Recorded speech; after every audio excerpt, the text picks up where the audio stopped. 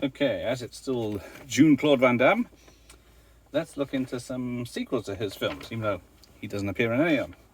Right, first up is KickBoxer from 1989, one of Van Damme's big hits at the time.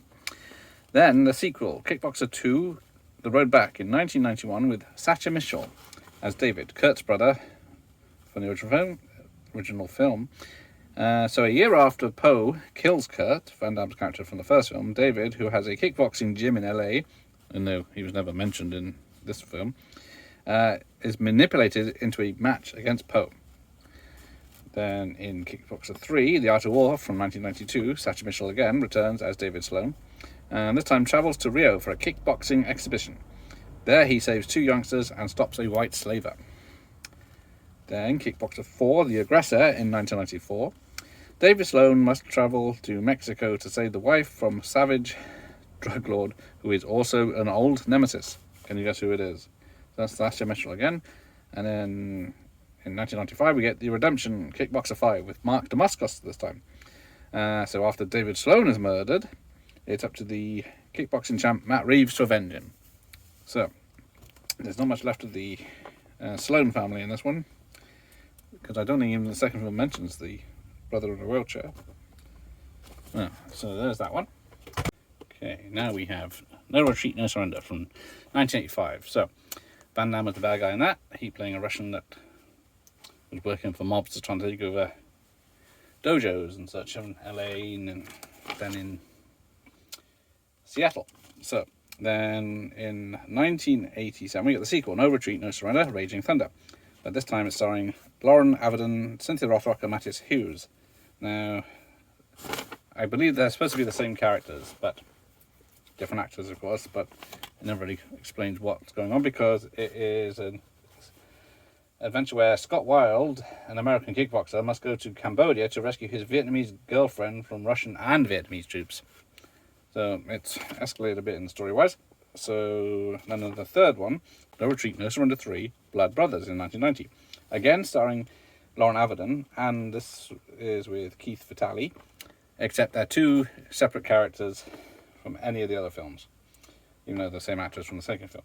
Two feuding brothers, one a policeman, one a martial arts expert of different political views, join forces to avenge the death of their father, a retired agent killed by the mafia. It goes there, of course. Right, so there's that. Then we get to Bloodsport, about the Kumite fighting and the story of Frank Dukes, allegedly. So that was 1998, and then in 1996 Bloodsport 2 came out with Daniel Bernhardt taking over top billing, with starring as Alex Cardo, who's imprisoned and disciplined by one of the inmates. His new master also tells him about a brutal yet illegal Kumite tournament. But how will they get there? Well, you'll have to watch the film to see. Then also in 1996 there was Bloodsport 3 with Daniel Bernhardt again. And then after his trainer is murdered, Alex uses his martial arts skills and takes on the one responsible. And finally, Bloodsport The Dark Kumite came out in 1999. Agent John Keller goes undercover in the tough prison known as the Fuego Penal to find out about the corpses of prisoners disappearing without a trace. There he gets involved in a dangerous tournament arranged by a man named Justin Caesar, where the prisoners are forced to fight to their death.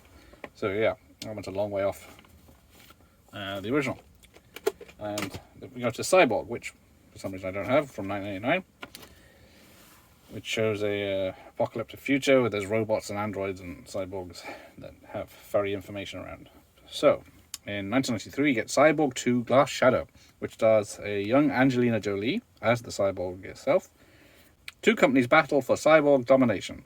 One's built a cyborg so human that they hope she'll get into the competition's HQ and explode. But she escapes with her human martial arts instructor.